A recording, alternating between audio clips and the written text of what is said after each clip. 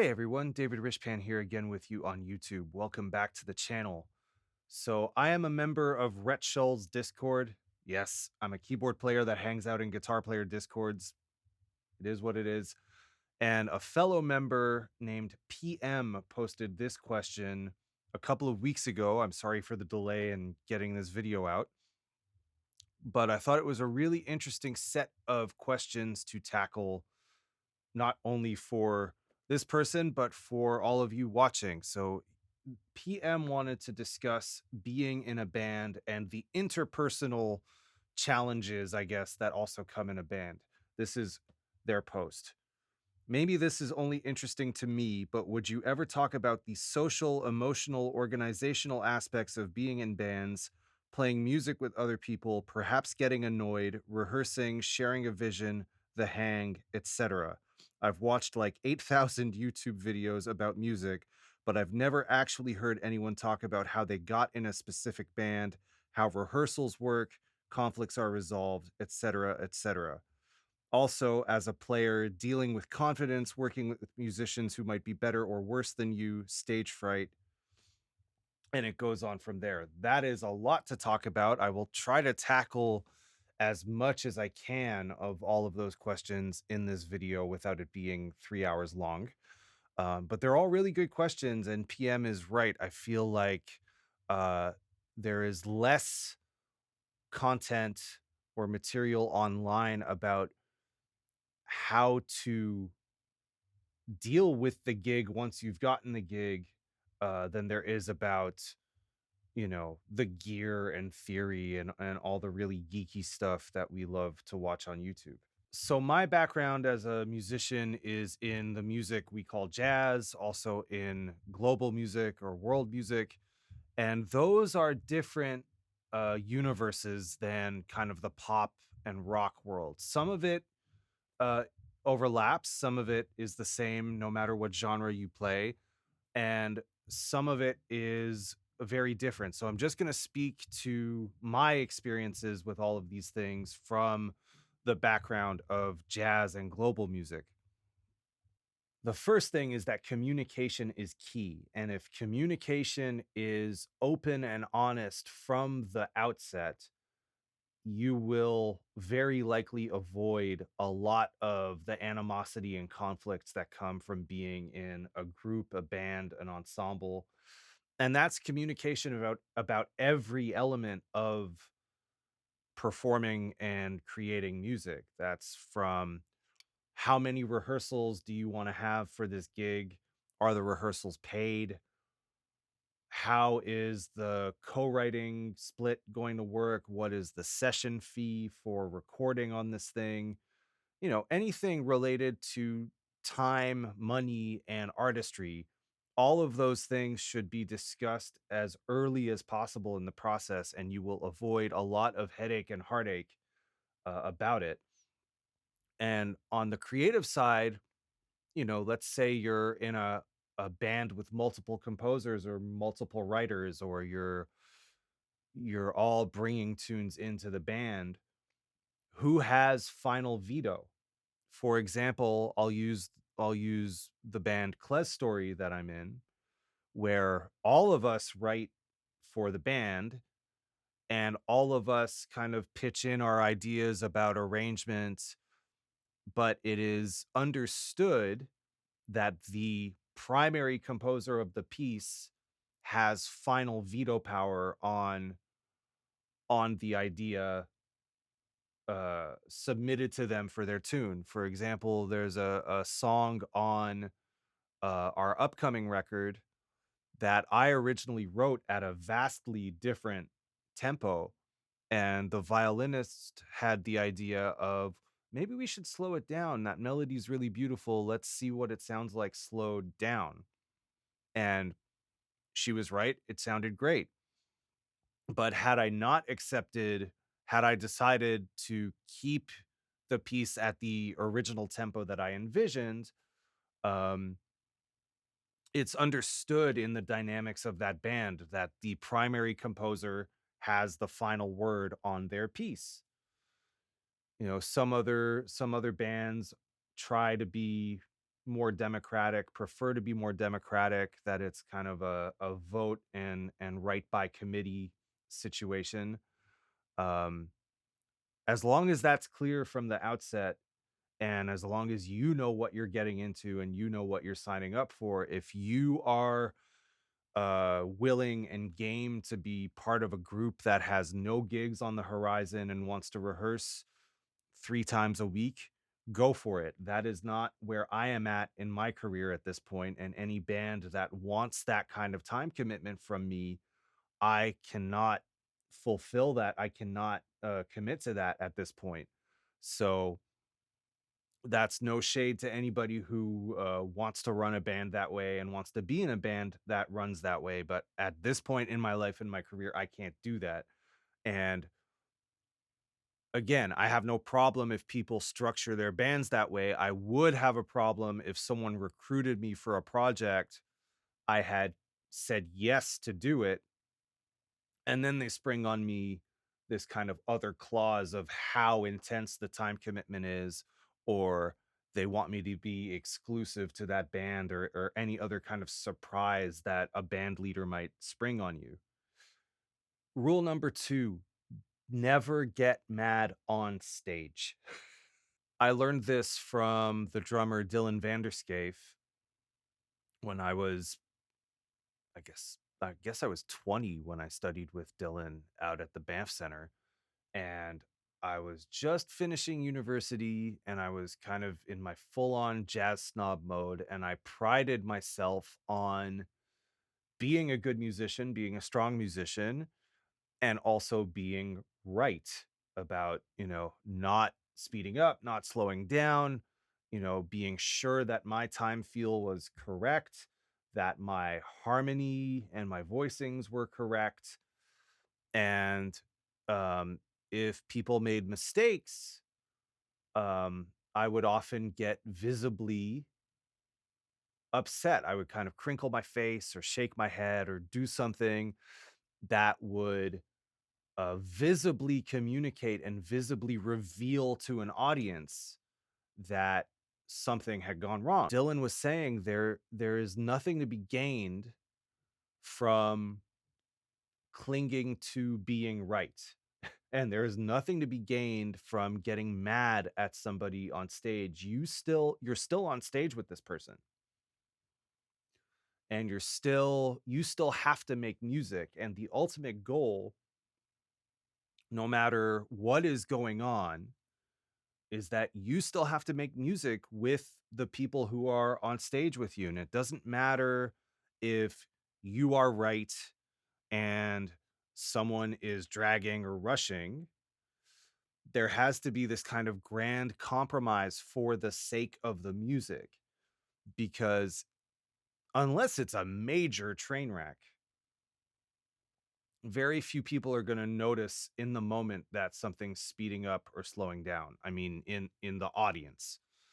And you certainly don't want to telegraph it to the audience. You don't want them to know and to pique their curiosity and their interest that, oh, what's going on?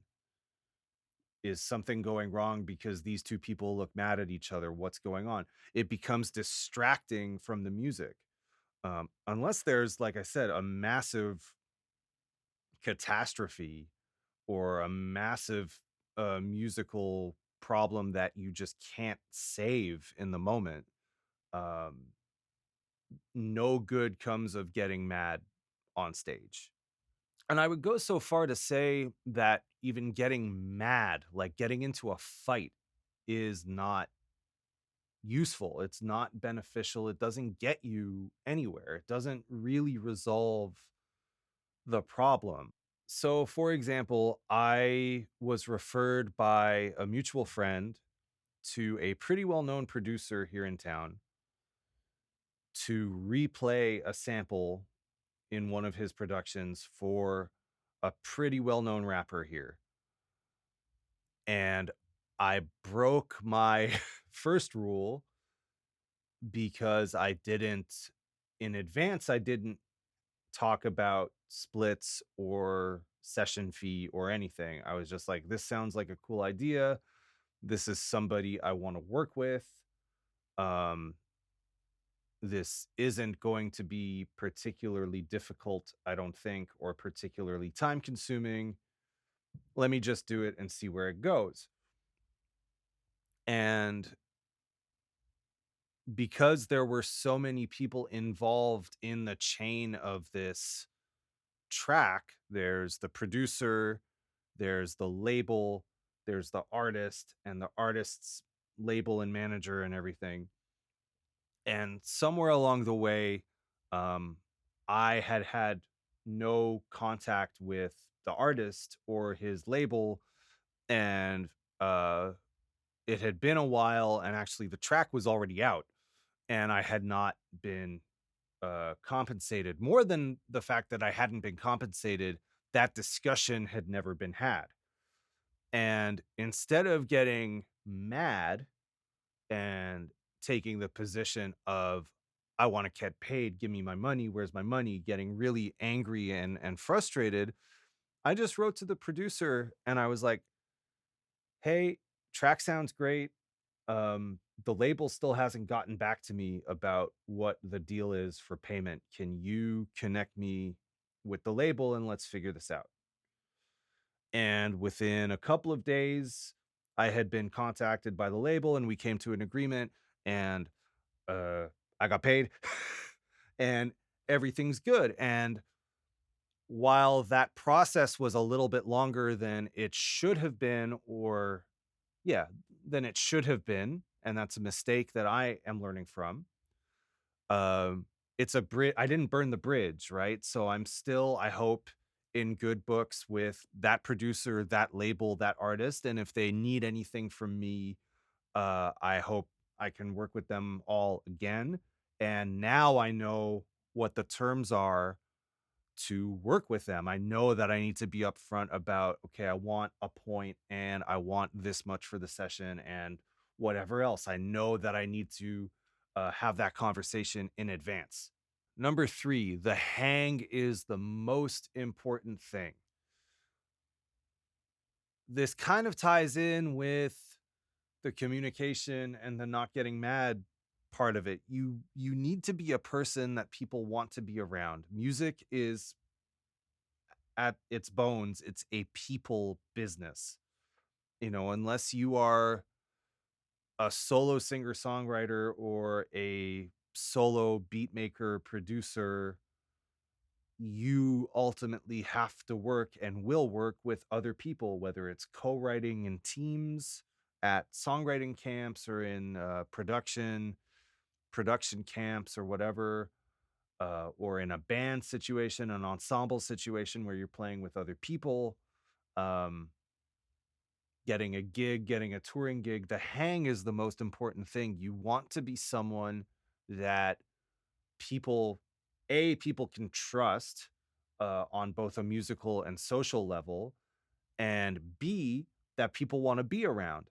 Um, you have to remember, especially if it's a touring gig or a traveling gig, um, the music is what takes up the least amount of your time on the road. You know, you are on an airplane, on a bus, in a van, in a car, waiting to check into the hotel, waiting for sound check.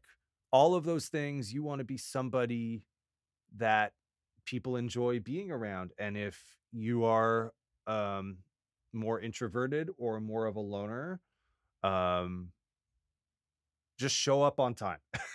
You don't want to cause stress for anybody else in the team, on the tour, whatever. And this goes back to communication. If you have a conflict, if you have to miss one of the rehearsals, or if you have to miss something or be late for something, unless it's like a crazy weather related situation or some kind of family emergency, you know, let people know in advance so people can schedule and organize the rehearsals around your conflict. Like, don't spring it on them and don't surprise them, because that creates a whole ripple effect of stress throughout the entire team, the entire band, the entire company, whatever it is. Even when an emergency arises, we all have cell phones now. Every band I'm in has some kind of group chat, whether it's through Facebook Messenger, or WhatsApp, or Instagram, or just a basic text chain, whatever. Every project and group I'm in has a form of group communication, and there is absolutely no excuse for you to not be forthcoming with why you're late or why you need to miss something. You do not want, especially for the band leader, for the person who is signing your check or sending you the e-transfer or whatever, you do not want to cause any more stress for them. You do not want to be a stress point for them. Do not miss bus call. Do not miss lobby call. The hang is what will keep you getting hired.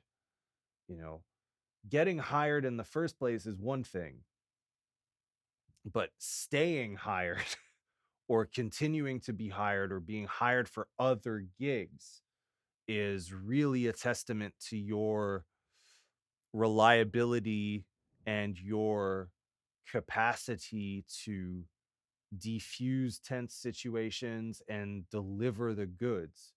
In terms of the hang and also in terms of stage fright, PM mentions stage fright, um, and dealing with nerves. The older I get, oddly enough, the more nervous I feel before gigs. I used to never get nervous before gigs. Like, I would just walk on and play, and it was never an issue. And now, I guess because the magnitude of some of the gigs I've gotten are bigger, I am, I'll say rightfully so, more nervous, doing the premiere of a dance show at one of the biggest dance festivals in the country with a choreographer that I haven't really worked with before. That's reason to be nervous. Um, but it's always the case that as soon as I start playing, the nerves go away. As soon as I play that first note on piano or synth, whatever it is, the nerves are gone. And you can't give in to the nerves. It's okay to be nervous. It's okay to have whatever emotions you have before you go on stage. Um, you cannot let it derail the show. And you also can't take it out on other people. Like, your stress is your stress. And the way you process your emotions is your business and your business alone. For example, when we were in Vancouver for the dance festival, I was in a space for various reasons that I just wanted to be on my own quite a lot during that tour. I always showed up on time for the lobby calls. I always showed up on time for the meetings. I always showed up on time for the rehearsal and sound check and everything else. But the rest of the time, my time was my time. And I really needed that time alone and that time and space. I let people know what neighborhood I would be in. I let people know where I was going in case anything changed. So people would know how long it would take me to get back to the theater if we needed to do a last minute rehearsal or a last minute change. But you know, I I pride myself on taking care of myself on the road, which sometimes means taking care of my mental health on the road, which means doing what I need to do and what I want to do, finding the record shop, finding a good cafe, you know, walking through a park, going to the gym, whatever it is.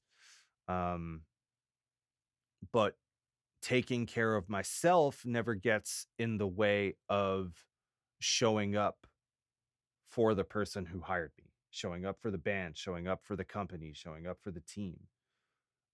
In fact, kind of taking care of myself that way allows me to show up more effectively and efficiently for the team. I'll close out the video by acknowledging this. This is how my career has unfolded. And maybe I should have said this at the beginning of the video, but I'll say it now. Um, all the gigs I have gotten have either been through people hearing me play or through word of mouth and referral. Uh, the very few gig auditions I have done, I have never gotten.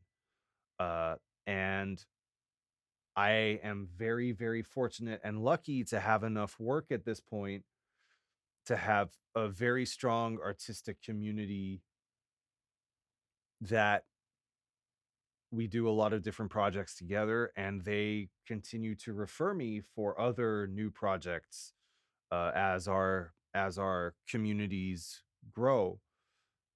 So all the advice and all the experiences I'm sharing in this video are coming out of that lens of I've never done a big pop cattle call audition.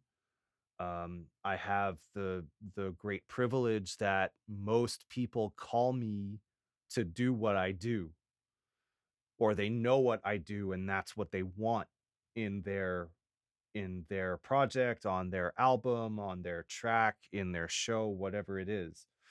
So I have kind of an upper hand in a way where I'm a known quantity at this point, and people are calling me to do what I do. I'm not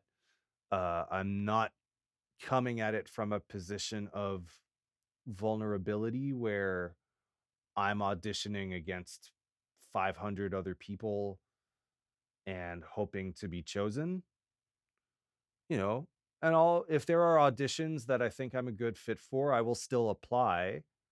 And I wouldn't turn down an opportunity that came my way via audition. But I am also very fortunate that, 25 years into my career, people call me because they know me. People trust me because they know me. And I kind of move through my career with a certain um, understanding of my responsibility as as a peer, as a colleague, as maybe a role model for some younger musicians in town. I don't know. You have to be part of your scene, not just when it benefits you. And people can smell when a relationship is transactional. You know, go be a crucial, trusted, respected part of your scene, and it will reward you exponentially. Get out and see live music. So, PM, I hope that answers some of your questions. If any of the rest of you watching this have other questions, leave them in the comments and I will respond to them as quickly and as thoroughly as I can. Thank you so much for watching. My name's David Rishpan. Please click all the little buttons below, like, subscribe, bell notification, all that stuff. It really helps the channel. The YouTube algorithm is constantly changing. And so any little gesture you can do really helps the channel. All right. I'll see you in the next one. My name's David Rishpan. Cheers.